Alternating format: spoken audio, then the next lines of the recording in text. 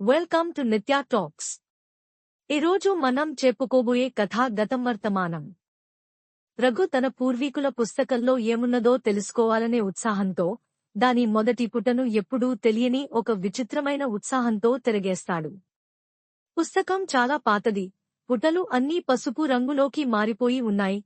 అంచులు మరీ మురికి పట్టినట్టు అనిపిస్తున్నాయి. రఘు బహు జాగ్రత్తగా పుస్తకంలోని మొదటి పుటను తెరిచి చూస్తాడు.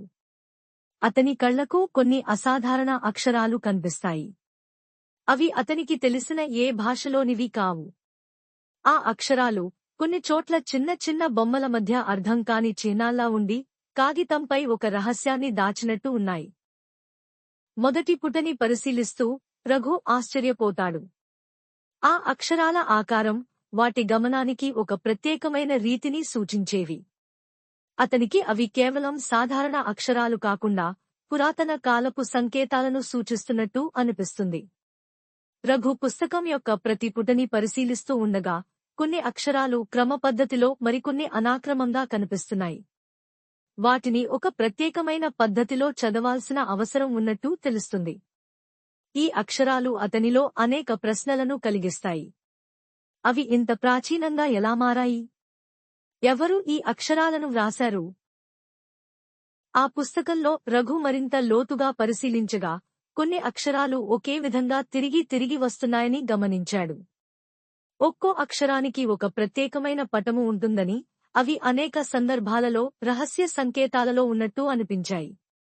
రఘు తన చిన్న పుస్తకాల వాచక అనుభవంతో ఆ అక్షరాలను అర్థం చేసుకోవడానికి ప్రయత్నిస్తాడు. అవి సాధారణ తెలుగు, సంస్కృతం లేదా హిందీలో వ్రాయబడిన అక్షరాల్లా అనిపించవు. వాటిలో దాగి ఉన్న ప్రత్యేకతను గ్రహించి రఘు మరింత ఉత్సాహంగా వాటిని చదవడం ప్రారంభిస్తాడు. ప్రతి అక్షరానికి ఒక చిహ్నం వలె కనిపిస్తుంది. కొన్ని అక్షరాలు ఒక ధనుస్సు ఆకారంలో ఉండగా మరికొన్ని చక్రము లేదా గీతల మాదిరిగా ఉన్నాయి. రఘు తన పూర్వజ్ఞానం ఉపయోగించి కొన్ని అక్షరాలను ఒక అర్థంలోకి అనువదించేందుకు ప్రయత్నించగా అవి ఏదో రహస్యం ఉన్నట్టు సూచించాయి. ఈ రహస్యం అతనికి తన పూర్వీకుల నుండి వచ్చిన ఒక సంకేతాల మార్గంలో ఉండవచ్చని అనిపించింది. రఘు గమనించిన అక్షరాలు కేవలం వ్రాతలు మాత్రమే కాదు, వాటిలో కొన్ని చిత్రాలు కూడా ఉన్నాయి. ఆ చిత్రాలు రఘు మనస్సును ఆకర్షించాయి. ఒక చోట ఒక పచ్చపెద్ద చెట్టు చిహ్నం కనిపించగా ఇంకొక చోట ఒక కొలనులో చేపలు ఈదుతున్నట్టుగా ఉంది. ఆ చిత్రాలు కూడా అక్షరాల తరహాలోనే సంకేతాలను సూచిస్తాయి. రఘు ఈ చిత్రాలను అర్థం చేసుకునే ప్రయత్నంలో మరింత ఆసక్తిగా మారాడు. అతనికి అవి కేవలం పటమును మాత్రమే కాదు, ఒక కథ చెబుతున్నట్టు అనిపించింది. ఆ అక్షరాలను తిరిగి తిరిగి పరిశీలించగా వాటి వెనుక ఉన్న కథ ఒకదాని తరువాత ఒకటి నడుస్తూ ఒక అన్వేషణగా ఉంది. రఘు తెలుసుకున్న ప్రతి అక్షరం, ప్రతి సంకేతం అతనిలో మరింత ప్రశ్నలను లేవనెత్తుతుంది. ఈ పుస్తకం ఎంత పాతది? దీనిలో ఏమీ దాగి ఉంది? ఈ రహస్యం నా కుటుంబానికి ఎలా సంబంధించినది అని ప్రశ్నించుకోవడం ప్రారంభించాడు. ఆ అక్షరాలు ఒక ప్రత్యేకమైన కోణంలో మాత్రమే అర్థం కావాలని రఘు గ్రహించాడు.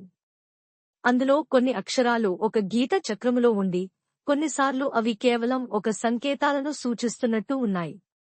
అతను ముందుకు సాగుతూ ప్రతి అక్షరాన్ని డీకోడ్ చేయాలని ప్రయత్నించగా వాటి వెనుక ఒక విభిన్న గాథ ఉన్నట్టు కనిపించింది. అతనికి అర్థమైంది, ఈ పుస్తకం కేవలం ఒక సాధారణ పుస్తకం కాదు, దాని వెనుక ఒక మహోన్నత కథ ఉంది. ఆ కథను చదివే కొద్దీ అతని జీవితంలో అనూహ్యమైన మార్పులు వచ్చి చేరవచ్చు అని రఘు భావించాడు. ఆ అక్షరాల వెనుక ఉన్న రహస్యాలను తెలుసుకోవడం ద్వారా రఘు తన కుటుంబం కోసం ఒక ముఖ్యమైన రక్షణ మార్గాన్ని కనుగొనవచ్చు అని అతనికి అనిపించింది. ప్రతి అక్షరంలో దాగి ఉన్న సంకేతాలను అర్థం చేసుకోవడం అంటే ఒక పెద్ద సవాలు. రఘు ప్రతి అక్షరాన్ని జాగ్రత్తగా పరిశీలించి దాని దార్శనికతని తనలో గ్రహించే ప్రయత్నం చేస్తాడు. ఒక కాగితంపై ఆ అక్షరాలను అనుకరించుకుంటూ వాటిని మరో అక్షరాలతో కుదించడానికి తపన పడ్డాడు. రఘు అనేక రాత్రులు ఈ పుస్తకంలో ఉన్న అక్షరాలను అర్థం చేసుకోవడానికి గడిపాడు. ప్రతి అక్షరం, ప్రతి సంకేతం అతనికి ఒక కొత్త తలపుని తెస్తూ ఉంది.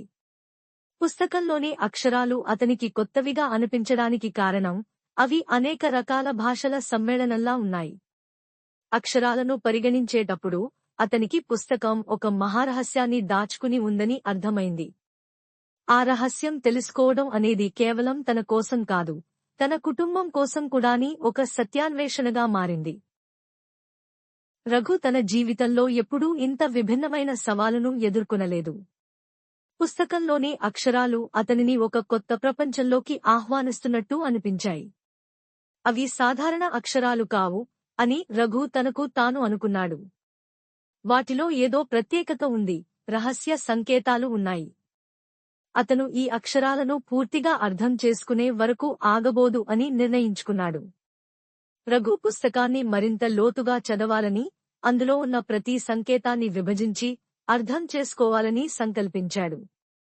ఈ అక్షరాల వెనుక ఉన్న సత్యాన్ని తెలుసుకోవడంలో అతనికి తన భవిష్యత్తు కూడా దాగి ఉందని, ఆ రహస్యం తన కుటుంబానికి రక్షణగా మారవచ్చని అతనికి స్పష్టమైంది. ఇలా రఘు తన పుస్తకంలోని అక్షరాల పట్ల ఆసక్తి పెంచుకున్నాడు. ఈ పుస్తకం అతనికి ఒక కొత్త ప్రపంచాన్ని పరిచయం చేసింది. ఈ అక్షరాల వెనుక ఉన్న రహస్యాన్ని గ్రహించడం ద్వారా అతను తన కుటుంబం మరియు తన గతాన్ని అర్థం చేసుకోవడానికి ప్రారంభించాడు. కథ యొక్క తదుపరి ఎపిసోడ్ కోసం నెక్స్ట్ వీడియో చూడండి. వీడియో నచ్చితే లైక్ చేయండి. ఇంకా ఇలాంటి వీడియోస్ కోసం మన ఛానల్ ని సబ్స్క్రైబ్ చేయండి.